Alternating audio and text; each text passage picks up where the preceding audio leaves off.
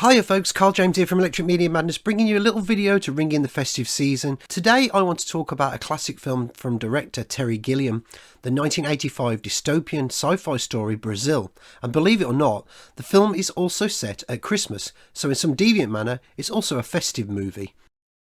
Brazil is the lunacy of the world as seen through the eyes of cinematic visionary Terry Gilliam. In 1985, Gilliam was already well known via his work with the legendary Monty Python team and several cult classic films such as the excellent flick Time Bandits. Brazil is a kind of satirical twist on the likes of George Orwell's 1984. The film portrays a dystopian nightmare world where the spirit of humanity and freedom has been crushed. Not through the totalitarian fist of control, but rather via the micromanaging of petty bureaucratic and idiotic red tape. There are no visible evil dictators, extremist political ideologies or twirling mustachio villains on display here. This is a story of a decadent technocracy where civil servants, pen pushers, anal retentives and moneyed privileged incompetent morons are firmly in charge.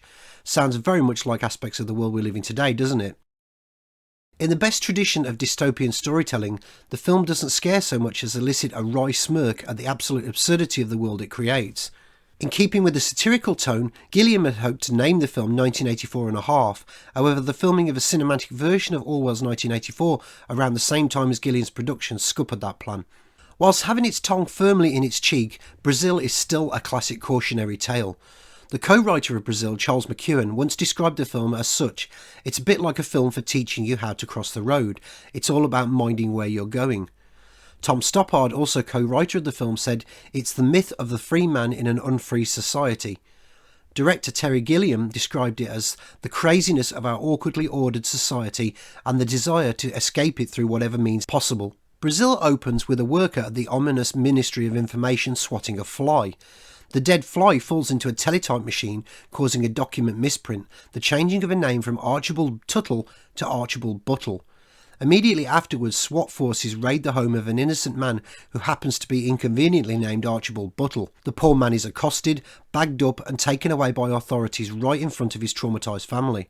We are then introduced to a low-level government bureaucrat named Sam Lowry, played by Jonathan Pryce, who learns of the Tuttle-Buttle name mistake. He discusses the case with his boss, Mr. Kurtzman, and we get some insight into this bureaucratic totalitarian nightmare world. Kurtzman says of the ill-fated Buttle, the population census has got him down as dormanted, the central collective storehouse computer has got him as down as deleted, information retrieval has got him down as inoperative, security has got him down as excised, administration's got him down as completed. Lowry incredulously replies, "He's dead." Lowry is tasked with visiting Buttle's family to administer a financial repayment. Families are now charged for any arrests that the authorities make. As he passes through the dreary landscape, we see posters everywhere prompting vigilance and duty to the system. One says, "Trust in haste, regret in leisure." Another poster has the slogan, "Don't suspect a friend, report him." I couldn't help but think about certain scenarios that played out in the UK during the events of 2020 when I saw this one on a recent rewatch. During his trip, Lowry catches a glimpse of a woman whom he's repeatedly dreamt about. He learns her name is Jill Layton. Layton, played by Kim Greist, has been helping Mrs. Buttle to investigate what happened to her husband because the intended target of the arrest, namely Tuttle, played by Robert De Niro, is a wanted terrorist. Jill's investigation has now also put her name on a watch list. Lowry tries to talk to Layton, but she's guarded.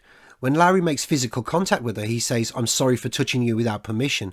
This gives us an indication of a world where physical contact of any kind might require consent, something that aligns with the film's themes of bureaucracy gone mad. As Layton drives away from Lowry, he holds a note against the window of her truck cab. It says, "Trust me." This again echoes a central theme of the film, being the nature of trust. In this case, it is Lowry not only asking for it, but also accepting it. Later that night, Lowry encounters Archibald Tuttle at his apartment. Tuttle used to work for the government but got bored. He says, "They got the whole country sectioned off, can't make a move without a form." Tuttle decided to break out of the system as a freelance subversive, although the system labels him as a terrorist. Lowry becomes obsessed with learning more about Layton, but his access to information is limited. To get access to the classified information he needs, he decides to accept a promotion to information retrieval, a job offer he had previously turned down due to it involving the interference of his overbearing mother. Some of the scenes with Lowry's mother give us some insight into this society's obsession with class status and appearance, namely the hilarious botched repeated plastic surgery that his mother has undergone. We also get a disturbing look into this world's medical healthcare system, such as the concept of medical gift tokens. Lowry starts work at information retrieval and encounters an old friend of his named Jack, played by Michael Palin. Jack works in a lofty position and Lowry implores Jack to give him the information he wants. Jack is wary, but Lowry says to Jack, "Trust me." Jack replies, "All right," and gives Lowry his files on Leighton. There seems to be a sense of mutual trust in this scene. However, as Lowry says "trust me," we see a huge image on Jack's office wall with the slogan, "Who can you trust?" Lowry departs the ministry and walks past a poster reading "Mind that parcel," just as he sees Leighton collecting a parcel. Lowry thinks it might be a bomb. Leighton and Lowry get into some banter about trust, and Leighton says, "If you don't trust me, open it," meaning the parcel. Later, Lowry again encounters Tuttle at his apartment, now a mess of tubes, wiring and pipes due to an issue with ventilation system.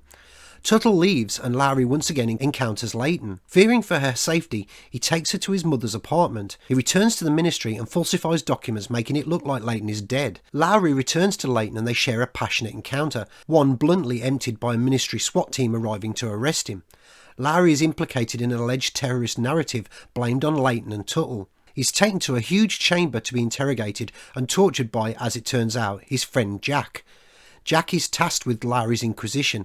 He says to Lowry, "Everything is connected all along the line. Our job is to trace the connections and then reveal them." Jack is also seen briefly upon entering the room wearing a baby doll mask, giving us a nod to the kind of themes that regularly crop up in trauma-based mind control research and literature. It's interesting that when Lowry is told by Jack that Leighton is dead, he seems to dissociate, another mind control trope. Lowry appears to regularly dissociate throughout the film, specifically where Leighton is concerned. He repeatedly dreams about being a winged warrior trying to rescue her from danger.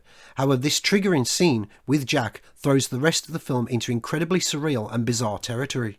It begins with what appears to be Tuttle's men parasailing in to rescue Lowry. Jack is also shot in the head trauma being another concept associated with the aforementioned themes. With Tuttle's men, Lowry pushes a detonator that blows up the ministry. Fleeing the scene, the narrative begins to mix dream and reality, with both Lowry and the viewer increasingly dissociating and begging the question of what is real. In these chaotic scenes, we catch a glimpse of a few other posters, one for Utopia Airways and their slogan, "Freedom from the System," and another big poster, "Happiness, we're all in it together." Again, I remember hearing something eerily similar in 2020. In the shopping mall, Lowry stops briefly beneath a neon hypnotic swirl sign, another nod to trauma, mind control and dissociation. The mall also has a sign for Elysian Fields. In mythology, this is a name given to the realm of the afterlife and probably hints at the fate of Lowry as revealed in the final moments of Terry Gilliam's originally intended dark ending to the film, but I'm jumping the gun a little bit here. Lowry is eventually surrounded by the authorities and ghoulish creatures that have seemingly manifested from his dissociative nightmares. When all is lost, Leighton reappears in a truck and rescues Lowry. The two drive off into the wilderness with a mobile home attached to the back of her truck to start a new life together. Then we hear Jack's voice saying, "He's gone," and we see Lowry strapped to Jack's torture chair, staring into space in a vegetative state.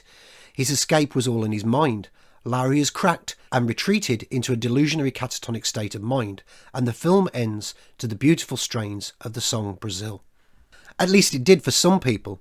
Studio interference stirred up claims that the audience had responded very badly to the ending of the film during test screenings.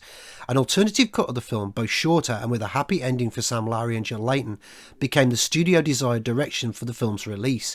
In subsequent years, Sanity and Terry Gilliam prevailed, with the dark ending winning out to the legions of fans that this film has garnered over the years. Lowry's demise is far more fitting with the dystopian tone and cautionary message of the film, and strangely, is perhaps all the more endearing for it. For me, it has another layer of significance. Aside from the obvious themes and imagery, the film is a goldmine for alternative knowledge researchers. The next time you watch it, look out for the restaurant explosion scene which was shot at Mentmore Towers, a place that Jonathan Pryce called the home of transcendental meditation. Moreover, Mentmore Towers was a notorious pile for the elite Rothschilds family, home to many a sordid tale, and the locale for the elite ritualistic gathering portrayed by Stanley Kubrick in Eyes Wide Shut, which, synchronistically, is another dark, disturbing and cautionary tale set at Christmas. If you want to go down another conspiracy-tinged rabbit hole associated with Brazil, I recommend having a look at the film's principal producer, Arnold Milchan. That's a strange tale in itself. A very successful Hollywood producer involved with, by his own admission, a not insignificant role in Western and the Israeli intelligence establishment. Hollywood and the intelligence community? Surely not. Despite all these oddities, I highly recommend checking out Brazil. Stylistically, it's a hauntingly beautiful film. It has a wickedly dark sense of humour to it and a wonderful soundtrack. In terms of story, it really is a gourmet meal of food for thought. Yes, it's hardly original, but whoever said that dystopias and totalitarianism was an original paradigm? The idea is age-old, but Brazil still serves a crucial reminder that we must stay vigilant to the warnings given about the rise of control and authoritarianism and the demise of freedom and self-determination. I'm always welcome to these kinds of reminders, even in a so-called fictional format, and Brazil remains one of the most arresting. It's a film definitely worthy of your time. With that, I just want to say thank you so much for watching, not just for this video, but for all that I've put out over the last year. Thank you to all those people who have liked and shared my videos, all the new subscribers to Electric Media Madness, and most of all, for all the support that you have shown me. I know it's a shameless plug, but if you're looking for an unconventional last-minute Christmas idea, you might want to check out my alternative knowledge research books, available from Lulu Publishing and Amazon.com, the links to which are in the video's description section. Finally, I just want to give you the very best wishes of health and happiness. A Merry Christmas to you all, and I will see you again very, very soon. Bye-bye for now.